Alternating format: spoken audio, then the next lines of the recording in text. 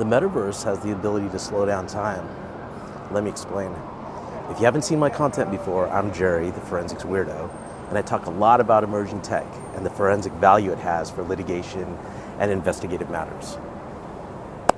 So, modern society is derided for burying our faces in device screens. It can be dangerous even for pedestrians to walk and scroll, or drivers who drive and text. I'm sure a driver who's texting has hit a pedestrian who's been walking and scrolling before. I have to look that up. I know parents try to limit screen time with their kids because it's perceived as bad. I mean, my wife and I both have the tendency to chastise our boys for having bad attitudes when they have too much screen time. But I was thinking, is that unfair? Is it possible that they're so engaged with the content on the other end that they need to decompress and adjust back to the real world again? I imagine it's like going deep sea diving. The deeper you go, the more time you need to adjust at the surface. The internet can be described as otherworldly. Certainly, online games like Minecraft and Roblox and Fortnite put you into a full-blown 3D immersive world. This other world experience can evoke all the same emotions as the real world. And who's to say those emotions aren't experienced as real for the experiencer? Don't lie.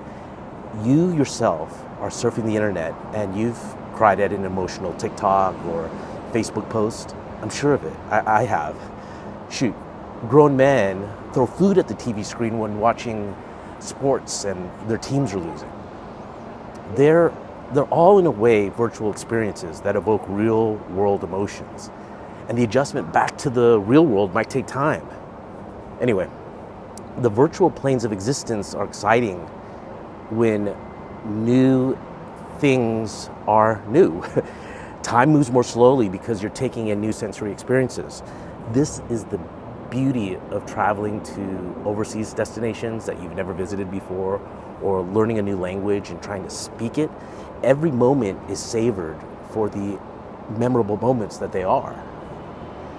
The reason why time seems to go by so fast as adults is because the day-to-day experience is so familiar and routine.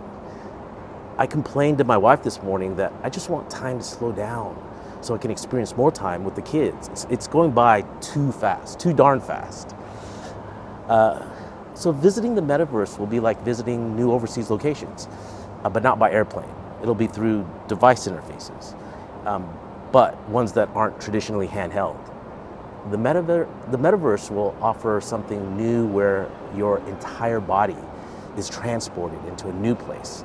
And the newness of that experience will slow time down, just like when you were a child experiencing the earthbound world around you. So, what's the forensic angle in all of this? I mean, I'm not naive enough to believe that the metaverse will be all rosy with new slowed down experiences evoking awe and admiration. I've seen the Web 2 internet, and it's served as a place where bad things happen. Real world laws have been modified to apply online, fortunately. Cyberbullying laws have been codified. Personal data is stolen and trafficked to the dark web. Corporate secrets are transmitted via personal cloud accounts. And Web 3, which is theoretically an underpinning for the metaverse, isn't off to a good start. I mean, look at all the crypto scams and NFT Ponzi schemes. Participate in the metaverse when it comes, but with a responsible level of alertness and vigilance. Be careful that when you're smelling the virtual flowers, that you aren't being virtually pickpocketed at the same time. This is the Forensics Weirdo. I'm out.